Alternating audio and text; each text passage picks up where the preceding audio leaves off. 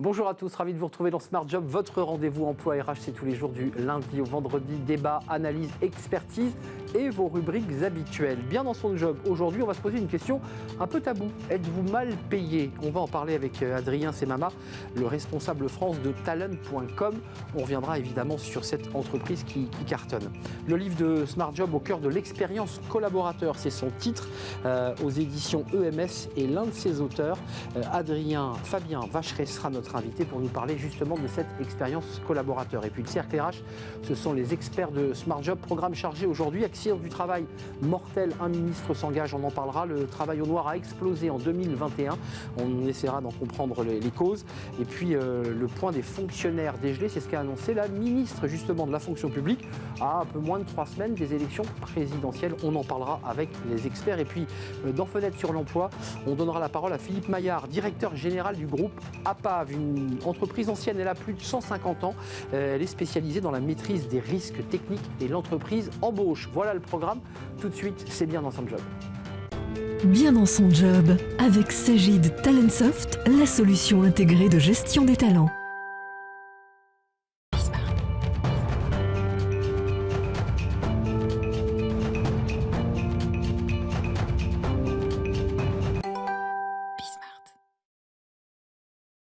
Bien dans son job. On va se poser une question aujourd'hui. Alors c'est la question que vous vous posez tous, mais que vous n'osez jamais demander. Êtes-vous mal payé?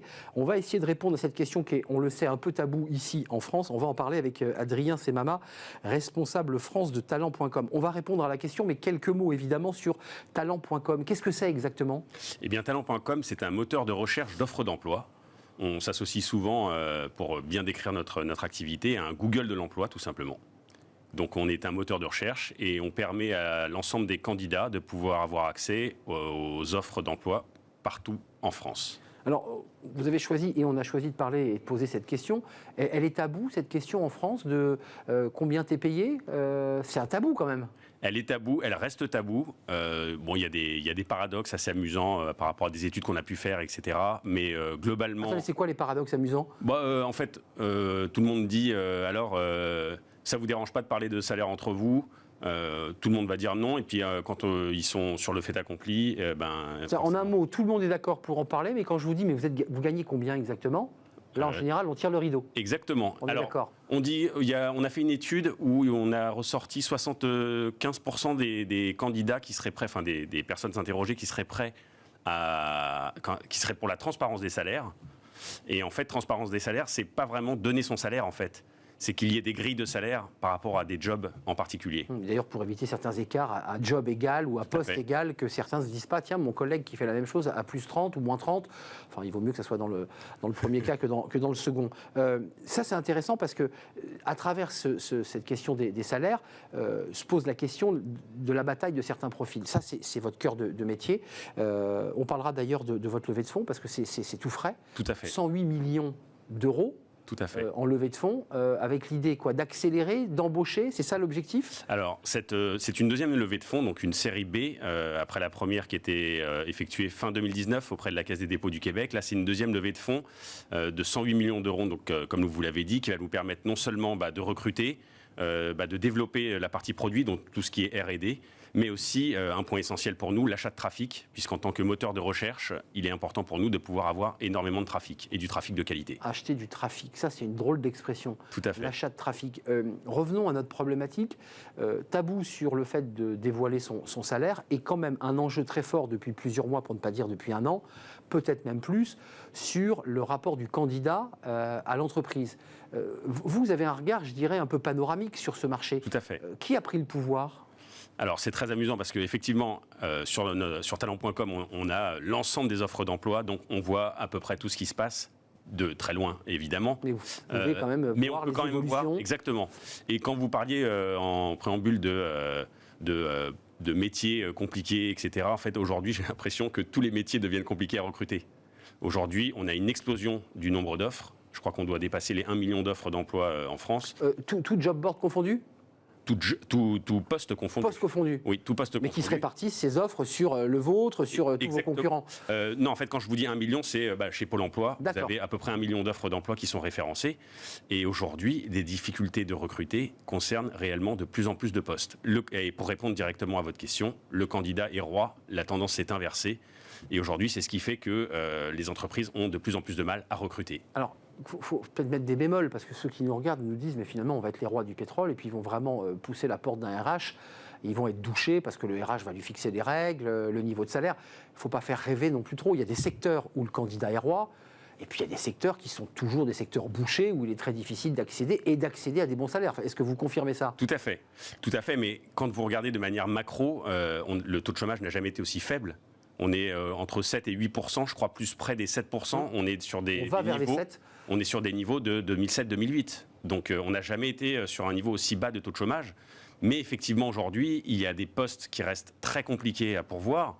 L'IT reste un poste, tout ce qui est les postes développeurs, full stack, tout ce qui est profession très très technique, j'ai envie de dire, et informatique, et tout ce qui est aussi service à la personne. On a énormément de mal à recruter, que ce soit sur des infirmières, que ce soit l'aide à domicile, tous ces types de postes. Et en fait, aujourd'hui, il y a vraiment une pénurie de main-d'œuvre sur beaucoup de secteurs. Mais vous qui avez présenté votre entreprise Talent.com, en tout cas celle que vous représentez, comme une sorte de Google du recrutement.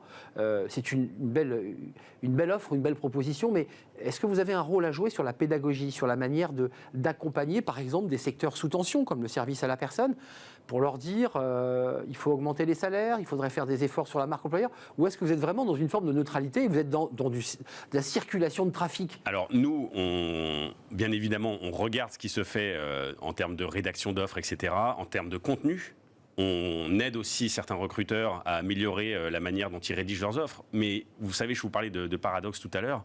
On sait qu'aujourd'hui, lorsque vous affichez le salaire dans une offre d'emploi, vous allez avoir 80% de candidatures en plus. Donc ça, c'est très important de le dire. Et pourtant, aujourd'hui, il y a moins de 20% des offres en France qui contiennent cette information. En allant sur LinkedIn, par ailleurs, oui. Mais qui est évidemment un site où on propose... C'est vrai que j'ai constaté qu'il y avait peu d'offres où on référençait le salaire. Comment vous l'expliquez ? C'est quoi ? C'est parce que l'entreprise n'est pas très très sûre d'elle et elle va l'adapter au profil du recruté ? C'est quoi l'idée ? Qu'est-ce que ça cache ? Alors en fait, comme je vous le disais, quand on sait que plus on met d'informations, et notamment celle du salaire, plus on a de candidatures, mais qu'aujourd'hui on n'arrive pas à avoir de candidature, il y a effectivement... Alors mettez le salaire. Mettez le salaire, Bah oui. Sauf que mettre le salaire... Soit ça peut poser un problème en interne, puisqu'on se dit, en fait, j'ai le même poste, mais on propose plus. Ça, c'est un premier sujet. Ça, c'est un premier sujet. C'est un premier irritant, ça. Exactement. Et il y a le deuxième, à l'inverse, le salaire est trop bas, problème d'attractivité, donc personne ne va candidater. Donc ça veut dire que là, sans faire de jeu de mots avec une émission de télé, mais il faut trouver le juste prix. C'est-à-dire qu'il faut que le salaire soit parfaitement ajusté. Philippe. C'est ça, voilà, oui Philippe. Joli, non ? Exactement, et on tourne la roue. Exactement. Mais il faut que le salaire soit bien ajusté pour qu'en interne, il n'y ait pas de tension et que le collaborateur candidat se dise oui, c'est un poste attractif. Tout à fait. Tout à fait. Et aujourd'hui, encore une fois, on conseille de mettre le salaire. On conseille aussi, bien évidemment, le télétravail aujourd'hui n'est plus... ça doit plus être une question, en fait. Ne pas proposer le télétravail va être vraiment... Ça, vous l'avez dans les fiches de poste. C'est un débat qu'on a très souvent sur le plateau, à travers des études, des baromètres. C'est une évidence. Chaque fiche de poste, aujourd'hui, ou presque, contient du télétravail. Ou doit contenir, enfin... Compliqué pour le service à la personne, enfin, autorisez-moi. Tout à fait. C'est pour ça qu'on a encore plus de problèmes aujourd'hui sur tout ce qui est hôtellerie-restauration. Pourquoi ? Parce que les candidats aujourd'hui recherchent de la liberté, de l'autonomie, recherchent des salaires attractifs. Tout ce qui est hôtellerie-restauration, par exemple, c'est vraiment le secteur le plus compliqué aujourd'hui pour recruter. Pourtant, il y a eu des augmentations, il y a eu des négociations. Est-ce que vous les avez ressenties sur la qualité des offres proposées, par exemple, en hôtellerie-restauration ? Il y a eu des négociations syndicales qui ont abouti. Tout à fait, mais ce n'est pas ça qui va vous donner des heures plus flexibles. Aujourd'hui, on vous impose des heures qui ne sont pas forcément très attractives. On vous impose... on vous demande de faire de plus en plus, d'être de plus en plus autonome et surtout de pouvoir effectuer de plus en plus de tâches pour un salaire qui n'est pas forcément très attractif. Aujourd'hui, encore une fois, le candidat recherche de l'autonomie, recherche un confort de vie, recherche à mettre aussi en avant sa qualité de vie, son confort de vie et mettre en retrait tout ce qui est professionnel. Ce qui nous permet de boucler on n'a toujours pas répondu à cette question, êtes-vous mal payé, puisque en même temps c'est intéressant, grâce à talent.com, de pouvoir justement se comparer, s'évaluer. On est en fonction quelque part, on va sur Talent et on se dit, tiens, j'ai un poste équivalent, il me propose tant, ce qui permet évidemment de faire un benchmark, mais est-ce que le salaire est toujours un élément aussi important? Moi j'ai le sentiment, là encore une fois avec des baromètres et des enquêtes, que c'est plutôt le sens qui prime. Alors aujourd'hui, déjà il faut savoir que sur talent.com, notre moteur de recherche, nous avons une rubrique salaire où vous pouvez avoir le salaire moyen par job. Ah. Donc ça c'est hyper important. Qui Ça permet de savoir où je me situe. La moyenne par poste. Je suis au-dessus, je suis en dessous. Exactement. Après, il y a plein de paramètres hors prime. Évidemment, c'est toujours sur des salaires bruts annuels. Après, effectivement, aujourd'hui, sur la partie revenons sur le. Allez-y, vous avez une petite fiche, n'hésitez pas. Oui, mais je ne sais plus où je devais aller. Vous me parliez de... Du salaire, du niveau de salaire. Vous étiez sur le salaire moyen avec votre moteur de recherche qui permettait de le faire. Tout à fait. Alors, donc ce salaire moyen, donc, qui va vous donner déjà une idée de est-ce que vous êtes bien payé ou pas. Après, aujourd'hui, ce qu'il y a de sûr, c'est que d'en parler avec vos collègues, bon, ils sont en général par rapport à l'étude que nous avions effectuée, on se rendait compte que les gens étaient en fait beaucoup plus à l'aise à en parler avec leur entourage, mais surtout avec leur famille, dans un contexte hors boulot, qui va donner quand même beaucoup plus de latitude pour pouvoir dire, et toi, est-ce que tu es bien payé ou pas? Bien sûr. Aujourd'hui, pour savoir si vous êtes bien payé... allez sur talent.com. Allez sur talent.com, et surtout, bon, il y a quand même quelques éléments qui doivent vous titiller. Si vous n'avez pas eu d'augmentation depuis un certain temps, si vous n'avez pas d'entretien annuel, si... Ce qui est interdit d'ailleurs. De ne pas avoir d'entretien annuel. C'est obligatoire. Oui. Si votre job est très recherché, même si, comme je vous le disais au départ, effectivement, la plupart des jobs aujourd'hui maintenant sont très recherchés. Si vous avez des heures sup qui ne sont pas payées, s'il y a une opacité d'information, enfin plein de choses qui font que si vous êtes augmenté chaque année de 1%, ce qui n'est même pas l'inflation, je crois qu'on devrait atteindre les 4%. Ouais, on va vers 4. Donc plein d'éléments qui font que ça peut vous mettre la puce à l'oreille. Vigilance donc, selon les conseils d'Adrien Semama, responsable France de Talent.com, avec une levée de fonds de 108 millions d'euros et 400 collaborateurs. Une entreprise d'ailleurs qui est basée partout dans le monde. Merci d'être venu nous rendre visite, Adrien Semama, pour nous éclairer sur les salaires. Le livre de Smart Job, c'est tout de suite, et on parle, tiens c'est intéressant, ça va faire écho, de l'expérience collaborateur, justement.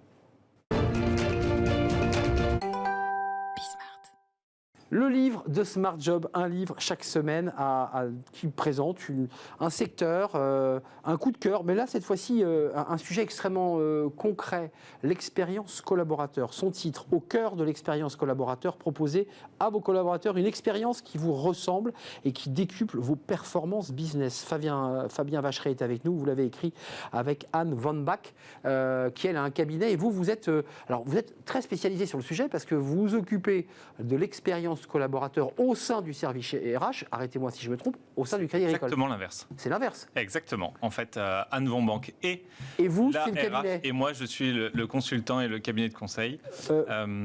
Mais l'intérêt de ce livre, je vous le dites, je crois que c'est au chapitre 4, j'ai trouvé ça très intéressant parce que vous dites en conclusion, l'expérience collaborateur existe qu'on le souhaite ou non. Ça, je trouve ça intéressant parce que d'une manière ou d'une autre, que l'entreprise s'y penche ou ne s'y penche pas, considère que c'est important ou pas, de toute façon, le collaborateur aura un sentiment, une sensation à l'issue de son expérience de l'entreprise. Ça, c'est intéressant.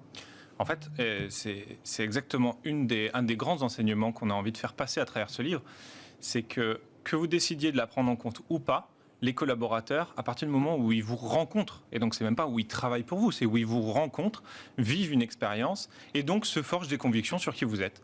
Quand je suis arrivé ici, je vous connaissais pas physiquement, pourtant j'avais déjà regardé la chaîne et je m'étais déjà fait des idées de ce qu'allait se passer. Ce qui n'est pas le cas de tout le monde, je vous signale. Pas encore. Non, mais en tout cas, ce qui est intéressant, c'est que vous vous renseignez avant, comme on va à un recrutement, je repère l'entreprise, je repère la personne qui va m'accueillir, une sorte de sociotype pour voir un peu qui elle est, ça c'est essentiel. Ça c'est l'expérience collaborateur, même lorsqu'on n'a pas été embauché, et que l'expérience peut se terminer après l'entretien, où on vous dit, écoutez, malheureusement, il ne faut pas le rater à ce moment-là, parce que derrière, la personne sort et va dîner en ville, parle à ses parents, à sa famille. Exactement. Et en fait, un des points qu'on essaie de partager à travers ce livre, c'est de faire comprendre aux entreprises que l'expérience, elle n'a pas de fin. À partir du moment où elle commence, elle ne se termine pas. Et j'aime souvent dire, nos enfants, ils regardent Disney. C'est vrai. Et en fait, ils ont déjà une relation avec cette entreprise avant même de comprendre ce que c'est qu'une entreprise et de la manière dont ils pourraient un jour peut-être être salariés dans un parc ou dans un film. Excusez-moi, côté entreprise, qu'est-ce qu'elle doit faire l'entreprise pour justement soigner cette expérience collaborateur? L'accueil, le café, la façon dont tous ces choses-là comptent finalement? En fait, c'est pas toutes ces choses-là, c'est tout compte. Et après, il y a 3 besoins fondamentaux qu'on a en tant que collaborateur qui permettent de vivre une bonne expérience. Et ces besoins sont assez simples. Le premier, c'est de la sécurité. Sécurité physique et psychologique. Et sécurité psychologique, on l'a vu pendant la période du Covid, c'était quand même pas le truc le plus facile à offrir aux collaborateurs. Très important. La deuxième, c'est la considération. C'est en fait, je suis pas un numéro, je suis un individu.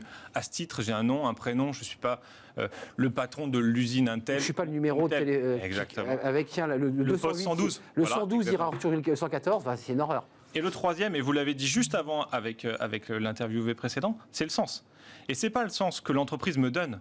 C'est le sens que l'entreprise m'aide à trouver. Et je pense que c'est une notion qui est importante parce qu'aujourd'hui, on est souvent sur donner du sens, alors qu'en fait, il faut aider les gens à trouver du sens dans ce qu'ils font et leur offrir l'opportunité de s'interpeller sur le sujet. Votre définition, parce que vous faites des petits mémos, alors c'est un livre à la fois qui nous prend en main sur l'expérience collaborateur, puis après, en seconde partie, il y a vraiment des fiches pratiques où vous pouvez vraiment vous charger d'expliquer, parce que j'ai vu qu'il y avait des fiches militaires, il y a à un moment donné dans le livre, le bulletin de notation d'officier, bon c'est un peu sec, l'officier, si cet officier m'était à nouveau proposé pour servir sous mes ordres, 3 possibilités, j'apprécierais de l'avoir, j'accepterais de l'avoir, je préférerais ne pas l'avoir. Bon, ça c'est militaire. Peut-être, mais ça a le mérite d'être clair. C'est en fait, quoi de pire, on pourrait connecter avec l'échange précédent, quoi de pire que le doute? Quoi de pire que de se dire, je suis dedans, je suis pas dedans? En fait, la réponse, elle est simple, c'est j'ai envie, j'ai pas envie, ou pourquoi pas? Ou je ne le recommande pas, en l'occurrence. Et je ne le recommande pas. Voilà, le sujet, il est très clair. Et c'est pour le coup l'exercice de se positionner. On parle souvent de courage managérial. Là, au moins, on impose aux officiers de prendre position et de donner un avis sur un individu. C'est intéressant, Fabien. Vous évoquez un livre qu'on a traité dans le livre de Smart Job qui était un livre centré sur la notion du courage. C'est-à-dire l'idée qu'un manager devait être dans le courage. Dans le courage, il y a aussi la manière dont on gère un collaborateur et dont on lui dit droit dans les yeux, avec calme, avec respect, les choses. C'est un des éléments de l'expérience collaborateur. Moi, je le connecte très fortement à la considération. En fait, pour moi, le courage, c'est l'expression de celui qui est en train d'agir. Mais ça sert à quoi? Ça montre à l'autre que c'est bien un individu. Et c'est un individu qu'on considère, puisque du coup, on lui dit les choses, et on lui dit les choses de manière à ce qu'il les comprenne. Alors après, c'est les formes dans la culture de l'entreprise, de manière à ce que les choses fonctionnent et soient entendues. Ce qu'on a besoin aussi, je m'autorise, c'est aussi l'accompagnement d'une négation. On peut tout à fait comprendre un non, mais on veut comprendre pourquoi. On peut tout à fait comprendre un non, comprendre pourquoi, et surtout accueillir le pourquoi. En fait, souvent, on explique les pourquoi et les non avec des choses un peu difficiles, des faits, là où en fait, le premier moment, c'est de dire, en fait, tu viens de recevoir un non, et ça t'est difficile, parce que tu t'attendais pas à un non. Et donc, on va commencer par accueillir le non. Qu'est-ce que ça veut dire pour toi? Quelle forme ça prend? Et puis ensuite, on peut revenir sur les faits et qu'est-ce qui aurait pu être fait autrement dans le passé pour que ça devienne un oui. À la fin, la vraie question, c'est qu'est-ce qu'il faudrait que tu fasses demain pour que ça devienne un oui. Exactement. Et du coup, ça devient une conversation constructive, intéressante et où je trouve du sens, je me sens considéré et je me sens en sécurité. Je me sens en sécurité parce que je ne suis pas jugé par mon patron. Je suis aidé par mon manager à finalement réussir le dessin que je m'étais donné au sein de cette entreprise. Qui doit prendre en charge? J'ai répondu tout à l'heure en inversant vos deux noms, parce que vous avez un cabinet et la co-autrice s'occupe justement de l'expérience collaborateur au Crédit Agricole.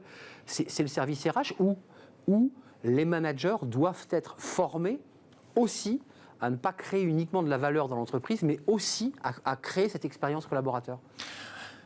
Tout est expérience. À ce titre, tout individu au sein de l'entreprise produit et est acteur de l'expérience. L'équipe RH, le corps social ressources humaines, a une place de privilégié parce qu'en fait, il fabrique souvent les scènes de théâtre dans lesquelles se passent les pièces. À ce titre, elle prévoit les lieux, le canevas, pourquoi pas même un peu de script sur certains discours, certains dialogues. Et typiquement, l'accueil d'un nouveau candidat dans une entreprise, voilà, on sait ce qu'on raconte et on nous a expliqué ce qu'il fallait raconter. Donc, il y a quelques éléments qui peuvent être bien travaillés par l'équipe RH. En revanche, ce n'est pas un sujet RH, c'est un sujet de toute l'entreprise. Et c'est, je pense, aussi son point faible. À ce titre, elle est difficilement portée au sein d'une entreprise. Alors, j'avais ouvert la page à la définition parce que je trouvais que c'était intéressant. On regarde tous ces éléments, il apparaît qu'une seule définition ne permet pas d'embrasser toutes les facettes du concept. Donc, c'est-à-dire en un mot, vous avez plusieurs définitions à proposer, il n'y a pas une définition de l'expérience collaborateur. Je crois pas. Je pense pas. Et en fait, c'est comme... c'est difficile de pouvoir définir quelque chose qui est partout et tout le temps à partir du moment où on est en interaction avec. Nous, on a essayé de donner une définition lecture collaborateur et puis lecture entreprise. Ouais. Mais ça vaut ce que ça vaut. À la fin, les définitions servent souvent leurs auteurs de manière à nourrir ce qu'ils ont envie de raconter. Je vous invite à lire ce livre. D'abord, c'est un livre à la fois très, très, très érudit au sens des éléments, mais aussi technique. À la fin, juste une question un peu naïve, mais qui me semble essentielle. Elle sert à quoi, in fine, l'expérience collaborateur? Parce que vous êtes un cabinet et vous allez voir des entreprises et vous leur dites c'est essentiel. Et l'entreprise vous dit attendez, moi j'ai autre chose à faire que de m'occuper de l'expérience. Et qu'est-ce que vous leur répondez? Mais c'est vital, c'est essentiel, ça crée de la valeur, c'est quoi? Ça crée de l'image? C'est c'est les 2 derniers mots du titre. Ça décuple vos performances business.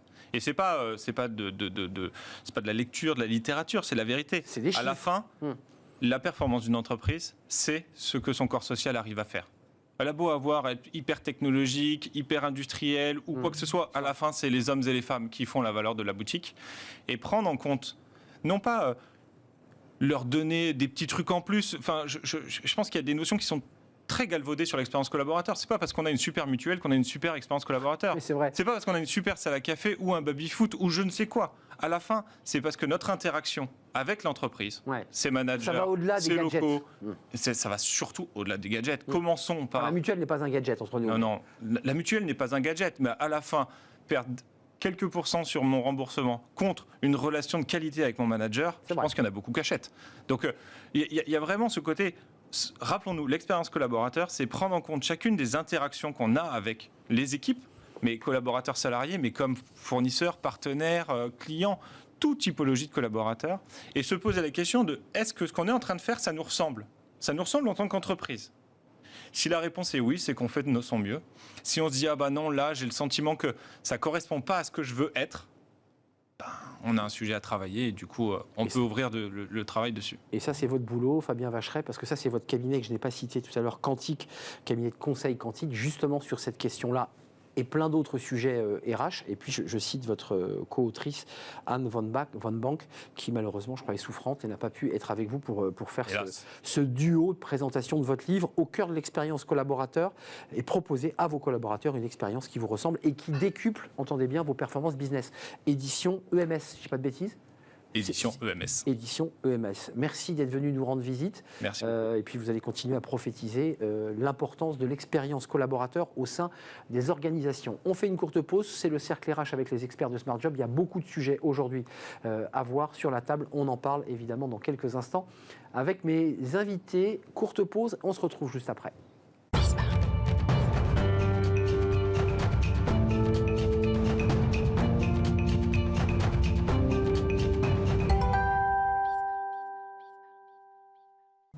Le cercle des experts, c'est le cercle du vendredi pour balayer l'actualité. Alors une actualité riche sur beaucoup de sujets. D'abord, le dégel du point d'indice à 3 semaines de l'élection. On va en parler évidemment. C'est ce qu'a annoncé la ministre. Les fonctionnaires vont voir leur rémunération augmenter.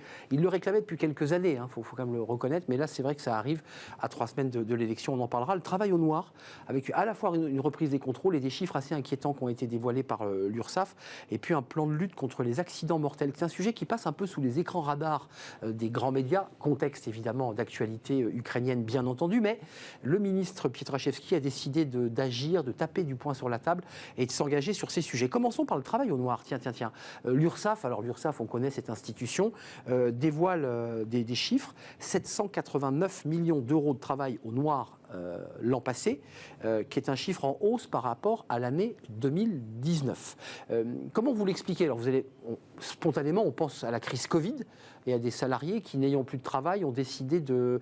Je vous présente mes invités, évidemment. Jean-Christophe Sibéras, j'ai oublié l'essentiel. J'allais vous poser une question sans vous présenter. Président de Newbridge, et Jean-Claude Beaujour, avocat international en droit des affaires et vice-président de France-Amérique. Voilà, les choses sont dans l'ordre. Reprenons sur le travail au noir. Comment vous l'expliquez, cette recrudescence du travail au noir? Alors, c'est la recrudescence des redressements. Ça ne veut pas dire qu'il y a plus de travail noir. C'est-à-dire que, en tout cas, ceux qui sont chargés des redressements, ils en font plus. Vous inversez le sujet, c'est qu'il y a plus de contrôle. Pourquoi à mon avis, il y a un phénomène, c'est que les administrations, et l'URSSAF se sert aussi des chiffres et des données des autres administrations, travaillent mieux ensemble. On arrive à plus croiser des fichiers, on a accès à des nouveaux fichiers, le fichier de l'assurance, des assurances vie, les fichiers de patrimoine. C'est-à-dire qu'on voit des gens qui arrivent à placer de l'argent sans qu'il n'ait de revenus qui correspondent. C'est bizarre, il y a des incohérences. Donc du coup, les URSSAF qui avant travaillaient finalement assez solitairement, maintenant travaillent de manière plus coordonnée et donc forcément il y a plus d'efficacité. Après, il peut y avoir un autre phénomène. On n'en parle pas beaucoup, mais je pense qu'il doit y avoir... C'est sur la réalité du travail noir. C'est vrai que ceux qui en ont pris, j'allais dire, plus plein la gueule, si je puis me permettre, pendant en 2020, c'est ceux qui travaillent au noir, parce que pas de compensation de quoi que ce soit. Donc il se peut... Alors ces gens-là, ils ont sûrement eu du mal à s'en tirer, mais du coup, il peut y avoir des phénomènes, effectivement, de rattrapage ou de compensation sur l'année suivante. Donc quand vous additionnez les deux, vous pouvez avoir des chiffres qui sont en hausse. Jean-Claude Beaujour, et rappelons et précisons par ailleurs, effectivement, qu'il y a une reprise des contrôles et des contrôles qui sont accélérés et des micro-entrepreneurs qui, dans le cadre de ces contrôles, sont dans le viseur, c'est-à-dire les auto-entrepreneurs qu'on appelle aujourd'hui les micro-entrepreneurs, puisque le nom a changé, mais c'était les auto-entrepreneurs. C'est le travail non déclaré, le travail au noir. C'est l'idée qu'on est rémunéré, mais sans aucune cotisation, de la main à la main, par chèque, enfin, d'une manière artisanale. Hors cotisation, c'est vrai, je ne sais pas, dans le BTP, dans la mécanique, dans plein de métiers. Je pense qu'il y a des tas de métiers qui sont sans aucun doute qui sont visés. Je ne voudrais pas qu'on stigmatise exclusivement ceux-là, même si ceux-là sont plus sensibles à ce travail. Moi, au-delà du chiffre, je pense à deux choses. La première, j'ai envie de dire un message aux hommes et aux femmes qui malheureusement acceptent le travail au noir ou demandent le travail au noir, c'est de dire attention, sur le moment, vous cédez à la facilité parce qu'on trouve beaucoup de nos concitoyens qui arrivent à l'âge de la retraite qui n'ont pas suffisamment de cotisation, qui n'ont pas cotisé suffisamment, et puis des gens qui ne sont pas protégés sur le plan de la santé, sur le plan de la sécurité. Et donc un accident de vie, une opération à effectuer, c'est tout de suite la panade. Ça, c'est la première chose. Et puis la deuxième chose, parce que il faut pour le travail au noir, il faut un employeur qui accepte, un salarié qui accepte. Et puis moi, je voudrais aussi rappeler pour les employeurs qui parfois acceptent ou parfois obligent les gens à travailler au noir. Il ne faut pas oublier la dimension pénale du travail non déclaré. Je rappelle toujours, c'est toujours intéressant d'avoir en tête les sanctions. C'est 45 000 € d'amende et 3 ans de prison lorsque c'est une personne physique qui emploie au noir, c'est-à-dire vous et moi, si on emploie une femme de ménage au noir, ça peut coûter cela. Hein, on oublie la dimension prison. Et 100 000 €. N'arrive jamais. Enfin, vous êtes avocat, enfin, ce genre de choses. Oui, mais c'est la peine maximale. Mais dans nos cabinets, parce que justement on fait le doigt des affaires, dans nos cabinets, on en parle. Quand les clients viennent nous voir, vous n'avez pas crié sur les toits, parce que c'est quoi le travail au noir ? C'est y compris, c'est important, y compris lorsque vous n'avez pas payé des heures supplémentaires. Ça peut être considéré. Ça peut. C'est du travail non déclaré. L'employeur qui ne paye pas, admettons, vous êtes censé travailler 35 heures et le salarié derrière dit ben non, en réalité j'ai travaillé 40 heures pendant 6 mois, c'est du travail dissimulé. Et donc le salarié peut avoir recours. Non seulement il y a évidemment rattrapage, redressement, URSSAF et tout ce qui va avec, mais en plus vous pouvez avoir des sanctions pénales que je viens d'indiquer. Si c'est en bande organisée, c'est 100 000 € d'amende et 10 ans de prison. Donc, si vous voulez, Donc le salarié peut se retourner contre son entreprise en disant ça fait 6 mois que je travaille au-delà des 35 heures. Bien sûr. Qui n'ont pas été payés une seule fois. On a au département droit social de mon cabinet, nous avons parfois des salariés qui demandent, on a eu récemment une hypothèse où le salarié demandait 1000 heures supplémentaires. Et il ne fallait pas prendre ça, on ne part pas en plaisantant en disant 1000 heures, vous comprenez, 1000 heures, non. Il a fallu bâtir un vrai dossier, démontrer que ça n'était pas justifié, etc. Donc la demande, elle était audible.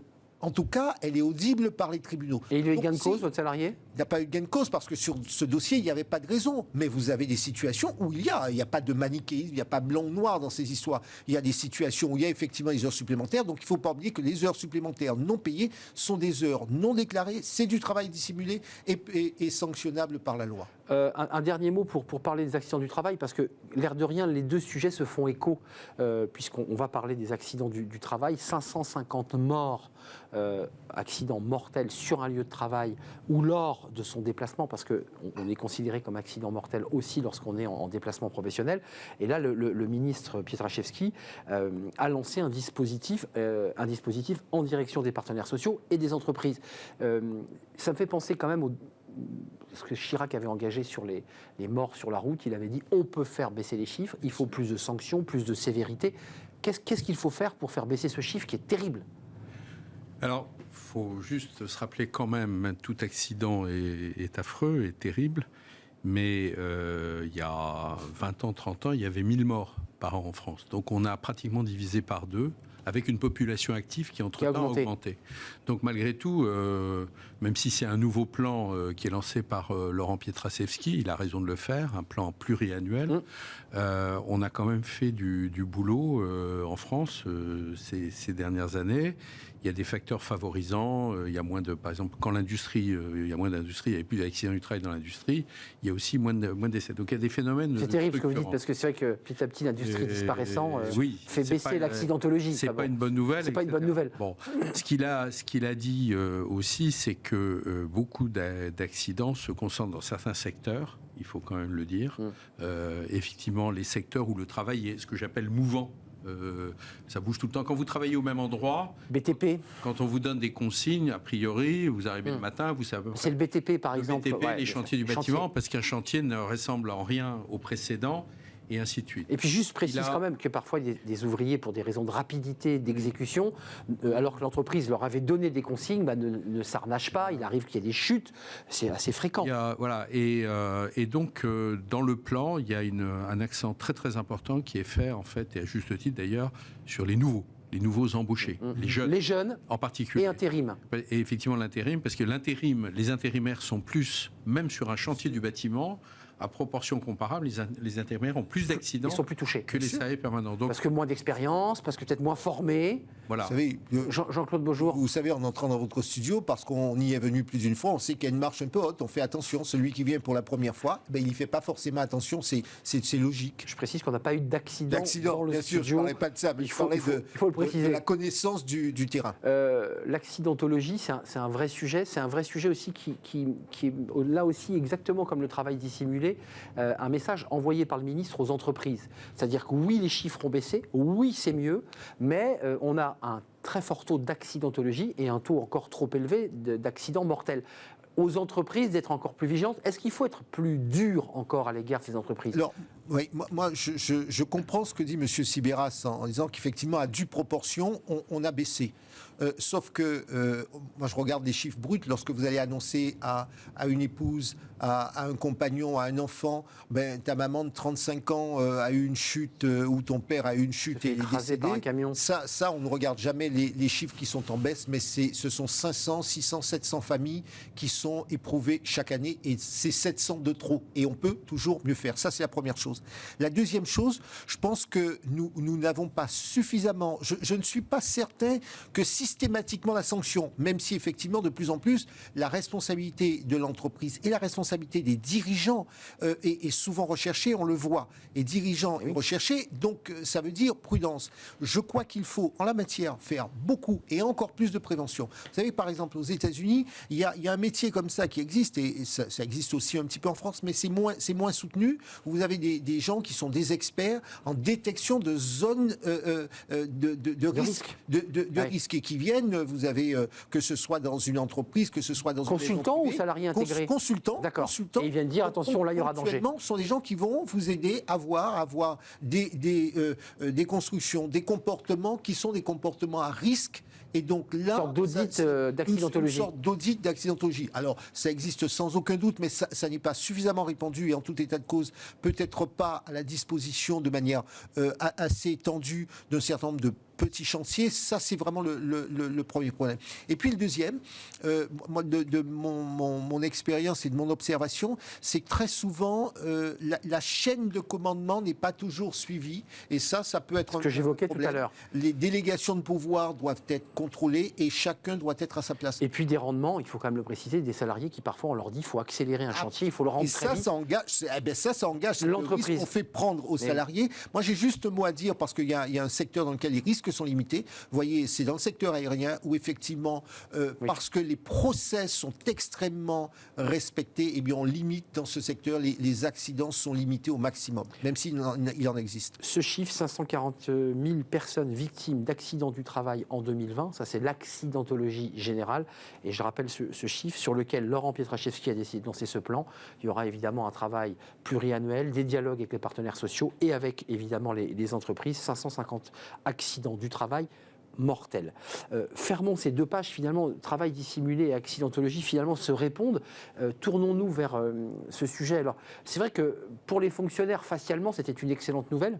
Vous avez vu Amélie de Montchalin, la ministre de la Transformation et de la Fonction publique, alors là, a décidé, à 3 semaines de l'élection, d'annoncer le fameux dégel du point d'indice qui va permettre d'avoir une augmentation de l'ensemble des fonctionnaires de la fonction publique. Nous ne pouvons pas laisser le pouvoir d'achat des agents décrocher par rapport au pouvoir d'achat des salariés du secteur privé. Qu'est-ce que ça vous évoque, cette mesure ? Si vous étiez fonctionnaire, vous diriez c'est une excellente nouvelle. Alors, mais vous ne l'êtes pas. Pour les fonctionnaires, c'est une bonne nouvelle, d'autant que le point d'indice, il faut rappeler quand même qu'il est, sauf un petit peu en 2016, mais il est quand même gelé depuis 10 ans. 10 ans. Point d'indice, pour parler couramment, c'est en fait ce qui sert à calculer le salaire de base. Et comme tous les fonctionnaires sont classés avec des indices, si vous augmentez le point d'indice, vous augmentez le salaire de toute la grille des fonctionnaires. C'est l'effet domino, en fait. Voilà. Hein. Alors, ça ne veut pas dire qu'il ne s'est rien fait, d'ailleurs, depuis 10 ans, mais c'est plutôt quand il y a eu des augmentations, c'est catégoriel. C'est ça. Les infirmières dans le Ségur de la santé, les policiers, etc. Plutôt, ou les basses... Les cas de fonction publique, en fait. Voilà, ou les catégories C, parce que c'est les plus bas salaires de la fonction publique. Donc il y a quand même des augmentations. C'est D, d'ailleurs. Parce que ça va jusqu'à D. Les D ont été supprimés. La catégorie D, c'est les anciens D qui sont devenus C. C'est ça. Alors, c'est vrai que là, avec le regain d'inflation qu'on connaît, ça commençait à devenir difficile. Le SMIC, par exemple, a été déjà augmenté 2 fois. On parle en 6 mois. Puis là, et on parle d'augmenter le SMIC là dans les jours qui viennent. Enfin, l'augmenter, le rattraper. Parce que l'inflation galope. Et donc, effectivement, je dirais qu'à un moment donné, qu'il y ait des élections d'ailleurs ou pas, il y a un moment donné, ça commençait à devenir probablement. Donc vous n'y voyez aucun sous-entendu, malentendu. La mauvaise nouvelle, c'est pour les finances publiques, parce que 5 millions des poussières et de fonctionnaires. En plus, en principe, quand vous augmentez le point d'indice des fonctionnaires, vous augmentez aussi le coût des retraites des fonctionnaires. De fait, mécaniquement. Au total, ça fait effectivement beaucoup d'argent. En même temps, faut quand même, c'est un message un peu de dire, faut pas décourager non plus les gens. Les gens sont au boulot, en tout cas ils reviennent. Ils étaient là pour certains pendant la crise. Voilà, il y en a quand même qui ont dû être en première ligne parce qu'il fallait quand même assurer des services publics essentiels. Donc à un moment donné, ça devient vous dites, quand même... bon, il n'y avait pas le choix, il fallait le faire, c'est à 3 semaines de l'élection. Ce qui est embêtant, c'est d'avoir dit il y a 2 mois... on fera rien. C'est vrai. Et puis là, tout d'un coup, on fait quelque chose. Ça donne un peu l'impression d'un sujet de circonstance. On est d'accord. Jean-Claude Beaujour, ça faisait un bout de temps que les fonctionnaires et les syndicats négociaient ou voulaient négocier le dégel. Je crois qu'il y a 2 sujets derrière votre question. Le premier sujet, est-ce que c'est politique ? Je crois qu'on n'est pas naïf. Vous savez, les gouvernements ont tendance, à l'approche des élections, à ouvrir un petit peu. C'est de bonne guerre. C'est de bonne guerre. C'est de bonne guerre excessive. C'est une guerre qui coûte cher. C'est de bonne guerre et les autres ont fait exactement la même chose. On connaît tout ça. Moi, la réflexion pour moi qui est importante, c'est augmenter un peu les fonctionnaires. Cela ne me choque pas, je dirais, mais mieux. Il faut le souhaiter. Pourquoi ? Parce que nous avons vu aussi bien lors de la crise sanitaire, lors des crises précédentes, dans tous les domaines, nous avons besoin d'un État bien formé, de fonctionnaires à leur poste, et parce que c'est l'État.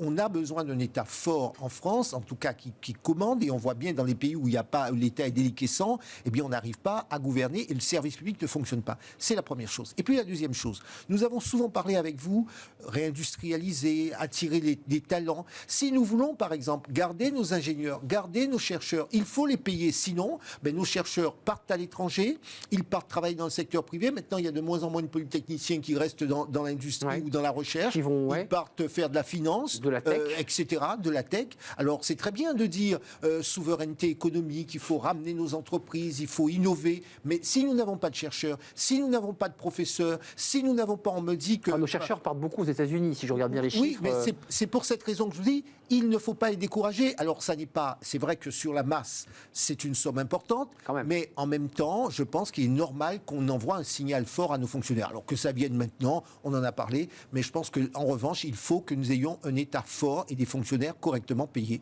Il y a eu le plan de résilience qui a été annoncé par Jean Castex, avec ça négocie en ce moment même d'ailleurs sur le chômage partiel, sur l'idée qu'on revienne à un quoi qu'il en coûte au-delà des aides sur les énergies.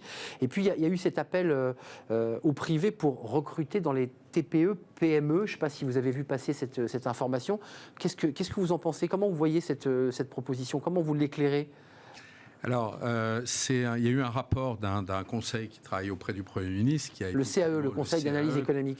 Qui effectivement est composé de gens très très bien et qui s'interroge sur la question suivante. Comment se fait-il qu'en France, on a du mal à trouver autant de gens en recrutement et qu'on ait malgré tout 7,4% dernier chiffre du chômage. Alors ils ont baissé, mais il reste quand même beaucoup plus 1 million d'offres globalement. Voilà, ça reste quand même plus élevé que dans les pays voisins qui sont à plein emploi. Pourquoi ça baisse pas plus? On a l'impression qu'à un moment donné, on a une espèce de chômage structurel en France qui est plus élevé qui est vieux de quoi? De 30 ans, ce chômage structurel. 74, crise, le choc pétrolier. Voilà, et c'est le chômage qu'on n'arrive pas à faire baisser, parce qu'il y a toujours un peu de chômage dans une économie.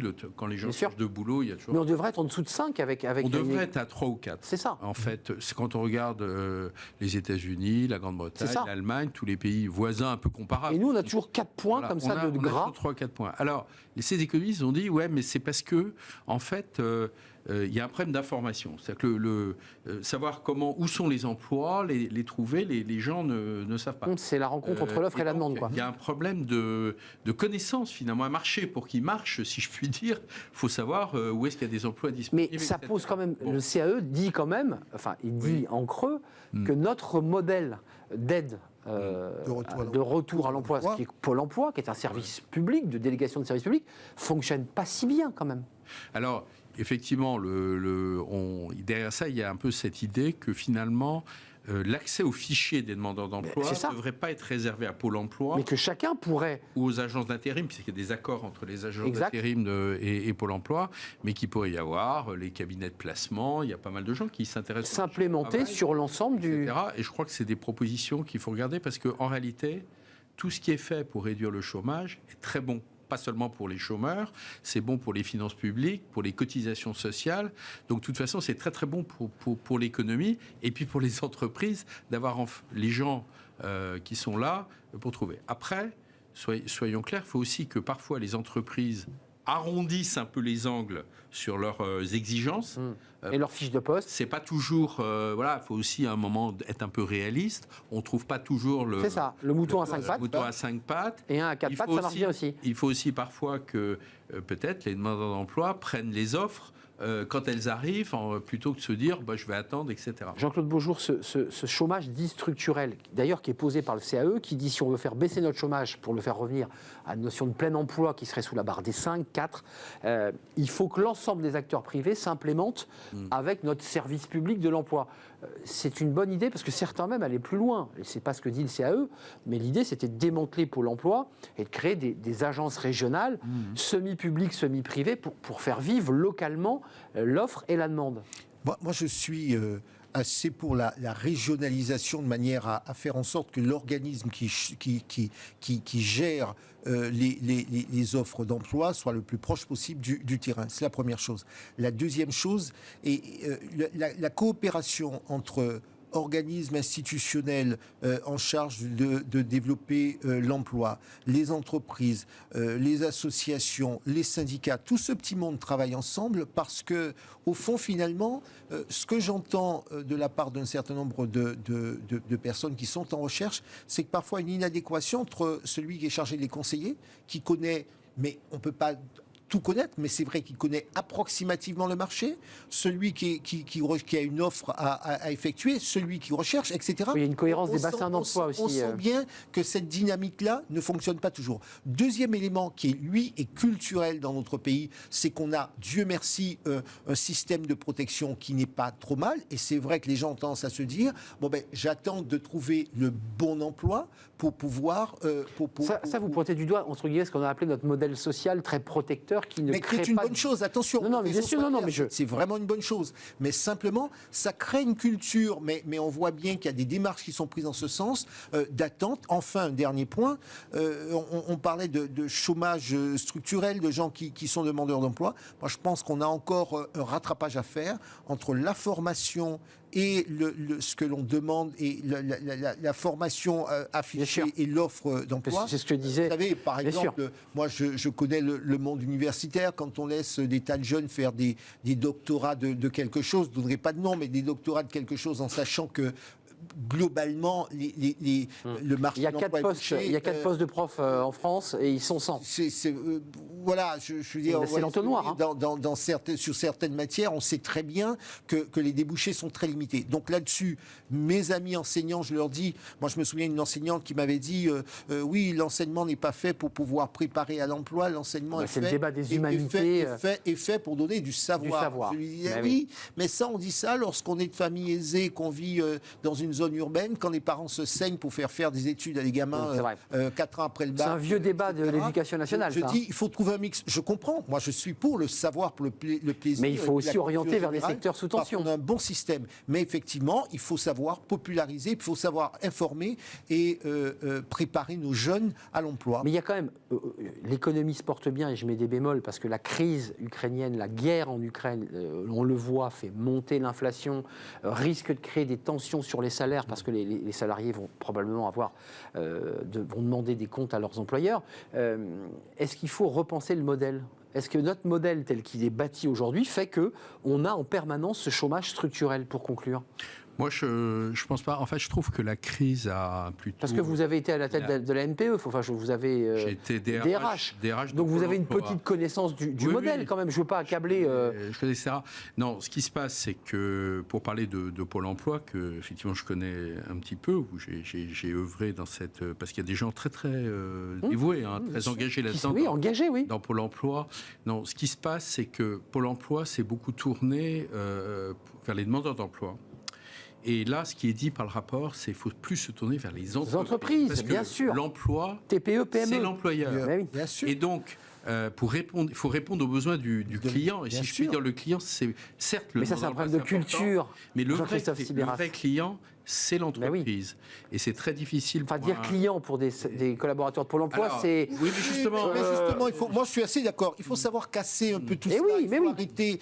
On a besoin, c'est très bien, mais si vous n'arrivez pas à faire votre job, eh bien, vous n'avez pas d'intérêt. Oui, celui qui est votre principal... Le client, l'entreprise. Le client, oui, celui qui vous fait travailler, celui qui a un besoin, celui dont vous devez satisfaire le besoin, c'est l'entreprise. Oui, c'est un peu une révolution copernicienne. Si vous préférez ce mot-là, celui dont vous devez satisfaire le besoin, c'est l'entreprise. Non, mais ne me choquez pas en soi, mais je sais que la culture de l'entreprise... Non, mais moi, je vois la différence. Donc, le mot client peut-être gêne. Mais ce qui est intéressant, c'est conclusion. Oui, d'ailleurs, quand on voit les mots, effectivement, dans le public, au lieu de dire client, on va dire usager. Usager du service public. C'est vrai, c'est l'intermédiaire. C'est qu'il y a un petit problème. Donc effectivement, basculer vers une vraie culture du client, et c'est pas un gros mot, client. C'est noble, et heureusement, et il faut jamais l'oublier, parce que c'est le client qui... Jean-Claude Beaujour, dernier mot. Il y a 25 ans, on disait à la SNCF, nous étions des usagers du service public, des usagers de la service public. Et Guillaume Pépi, par un formidable travail, a fait évoluer son groupe, et on parle du client, et on est traité comme un client. Et oui, nous sommes des clients. C'est exactement la même bataille sémantique qui devra avoir lieu, je pense, au sein de Pôle emploi. Mais ça n'est pas un gros mot. Et se tourner vers l'entreprise. Ça, c'est très important pour coller au plus près aux besoins du client. Merci Jean-Christophe Sibéras d'être venu nous rendre visite, président de Newbridges, avec un S à Newbridge, et Jean-Claude Beaujour, avocat international en droit des affaires et vice-président de France-Amérique. C'est un vrai plaisir de partager ce cercle RH avec vous, ce débat des experts. On termine avec Fenêtre sur l'emploi. On va parler d'une vieille entreprise qui est une marque très connue, Lapave. Elle a 150 ans et elle recrute. On en parle avec son directeur.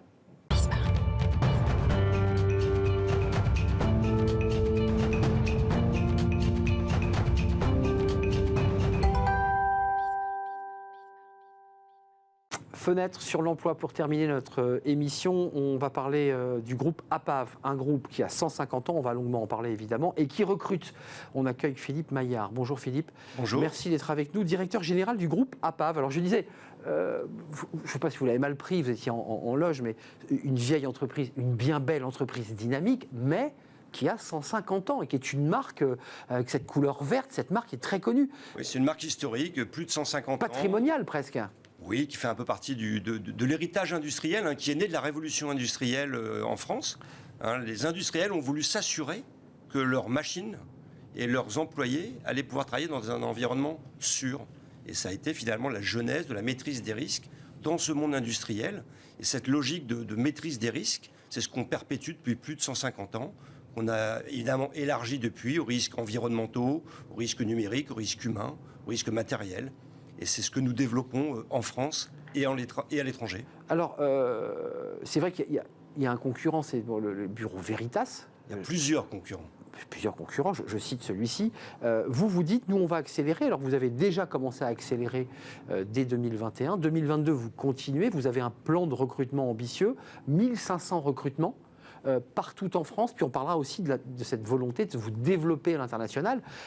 Quels sont les postes, quels sont les secteurs, qui vous recherchez et dans quel type de mission?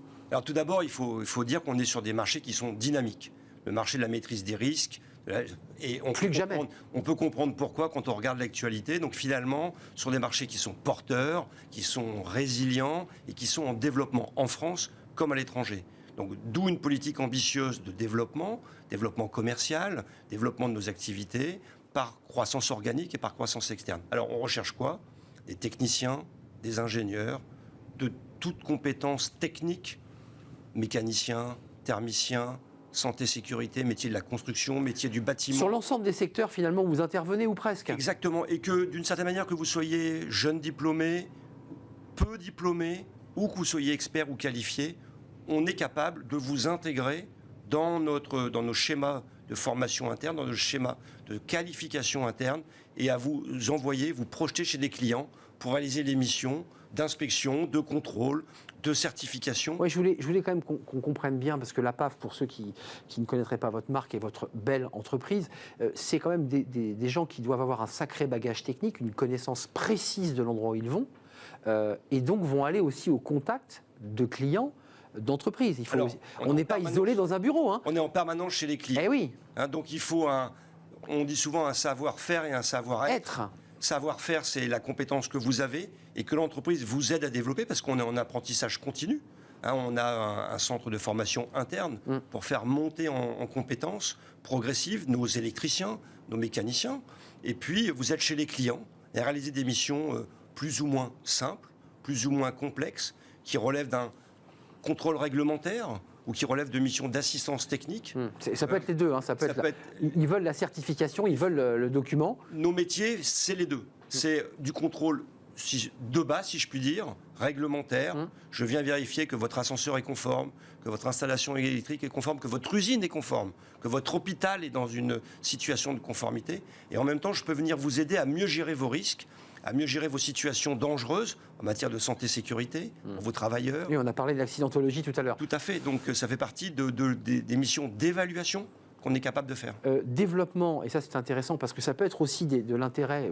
Il y a aussi beaucoup d'alternants et de stagiaires, faut-il le préciser, dans l'entreprise APAV, mais il y a aussi la croissance externe avec l'idée de pouvoir partir aussi dans le monde entier. Juste un petit focus, il y a des tensions sur le secteur de la tech et il y a un vrai sujet sur cybersécurité.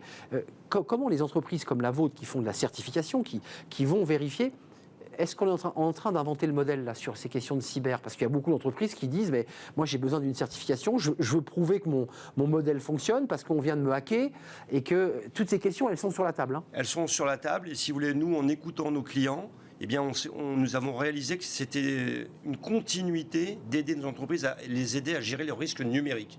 On a parlé des risques industriels, des risques humains et les risques numériques. Alors comment on a fait? On a acheté une entreprise, on a acheté une compétence, 45 ingénieurs qui sont compétents, une société bien établie, avec les accréditations qui va bien, et qui a rejoint le groupe APAV, et qui est maintenant mise à disposition de nos clients pour intégrer finalement cette gestion des risques numériques. Cette société s'appelle Opida, Elle est connue dans le monde industriel, elle est accréditée, elle est reconnue, et elle fait partie de l'écosystème APAV, et ça nous aide à accélérer, et si vous voulez, à intégrer cette prise en compte des risques numériques dans nos évaluations électriques, mécaniques, je dirais plus classiques, plus historiques, plus traditionnelles. Oui, parce que historiquement, vous le disiez d'ailleurs en introduction, c'est les métiers de l'industrie de la PAV. Et puis petit à petit, évidemment, vous vous êtes élargi aux métiers de l'environnement, de l'eau, des certifications.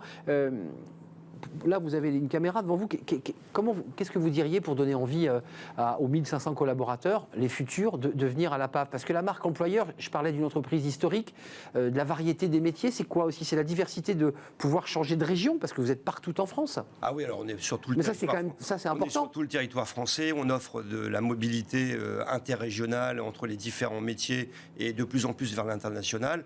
Écoutez, nous, on s'est inscrit maintenant depuis 2 ans dans un nouveau chapitre de l'histoire du groupe, avec une volonté de développement, avec un plan ambitieux à 5 ans. Plan s'appelle Boost. Et donc, finalement, ce que j'ai envie de dire, c'est rejoignez une entreprise qui est dynamique, qui recrute et qui est capable de vous donner des missions différentes, évolutives, progressives, chez des clients qui attendent ces services parce que ça les aide finalement à gérer leur métier ou à gérer leur entreprise en maîtrisant leurs risques. Et c'est finalement ce challenge passionnant de rejoindre une entreprise qui se veut dynamique et qui continue à écrire, je dirais, son futur. Oui, une page de notre histoire, puisque une entreprise qui a 150 ans, elle a évidemment muté, elle s'est transformée, elle a évolué, elle a grandi. Elle était capable de s'adapter à toutes les révolutions, l'arrivée de l'électricité, évidemment les guerres, on est né de la révolution industrielle, je vous ai parlé de la révolution numérique, il y a eu la préoccupation environnementale, sur lequel il a fallu intégrer ces compétences. Et donc on est en mouvement permanent et d'une certaine manière, on accompagne les transitions de notre société et c'est ce qui fait la richesse des différents métiers. Avant de nous quitter, juste un mot, parce que vous nous annoncez sur le plateau évidemment l'idée que vous accélérez sur le recrutement et vous faites partie, peut-être comme beaucoup d'entreprises qui viennent ici et qui nous disent nous on recrute mais on ne trouve pas. Est-ce que vous êtes sur certains secteurs parce qu'on n'a pas formé assez d'électriciens, parce qu'on manque de bons professionnels? Est-ce que vous dites, bah oui, c'est vrai qu'on peine un peu? Oui, c'est vrai, sur certaines professions très techniques ou sur l'envie de jeunes ou de moins jeunes en reconversion à aller vers des métiers très techniques, métiers de pression, des métiers de mécanique. Mais mon message, c'est aussi de dire on est capable de vous former. Si vous avez un intérêt, si vous avez une appétence, on est capable de vous former à ces métiers. D'abord pour des missions simples, et puis si vous avez du talent, de la volonté, pour des missions plus élaborées, plus complexes, au bénéfice de nos clients. Oui, c'est important quand même de le redire, ce centre de formation qui permet de partir avec un bagage à un point A et de pouvoir grandir techniquement au sein de l'entreprise. Oui, parce qu'on a toujours cette idée qu'on a besoin de toutes les médailles ou de toutes les qualifications. On a tous démarré un jour en étant, je dirais, simple, en ayant une connaissance de base et cette pratique de terrain accompagnée avec des tuteurs et une formation interne permet de progresser si vous en avez le talent, si vous en avez l'envie, en tout cas, et l'entreprise le souhaite. Merci de nous avoir donné envie de pousser la porte de la PAV, 150 ans d'histoire avec l'évolution que vous venez de décrire. Directement sur le site internet apav.com. Vous pouvez en ligne déposer vos CV et vos demandes. Merci Philippe Maillard d'avoir répondu à notre invitation, directeur général du groupe APAV qui en recrute, vous l'aurez compris. Merci à vous qui nous regardez évidemment, merci de votre fidélité, merci à toute l'équipe, merci à Romain Luc pour la réalisation, merci à Saïd pour le son. Merci à Fanny Griesmer et merci à Carla pour l'accueil invité. Je vous dis lundi. D'ici là, portez-vous bien, puis restez fidèles au programme de Bismarck. Vous avez du choix, notamment Smart Food, qui est une très bonne émission. Bye bye.